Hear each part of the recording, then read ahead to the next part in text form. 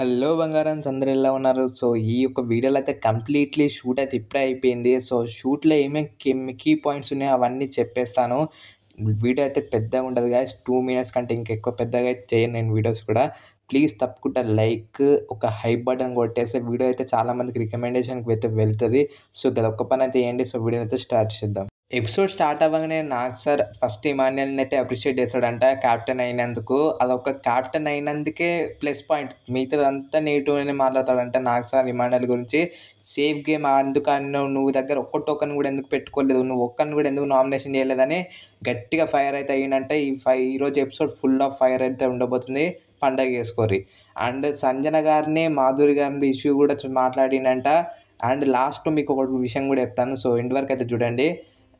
సంజన గారితో చాలా అంటే చాలా కోపపడతాడంటే, చాలా ఫైర్ అవుతాడు సంజన గారి మీద. నీ యొక్క మాట అయితే మార్చుకోవాలి. లేదంటే నేను ఏదో ఒక రోజు నామినేషన్‌లోకి వచ్చిన రోజు వెళ్ళిపోతావు నువ్వని నాగ్ సార్ గట్టిగా అయితే వార్నింగ్ ఇస్తాడంట. అండ్ సేమ్ మాధురి గారు కూడా. దాని తర్వాత సంజన, దివ్యది ఒకటి ఇష్యూ అయితది. దివ్యని ఏదో ఏదో చేస్తది. సంజన మాట అంటది. దాని గురించి కూడా మాట్లాడతాడంట నాగ్ సారు.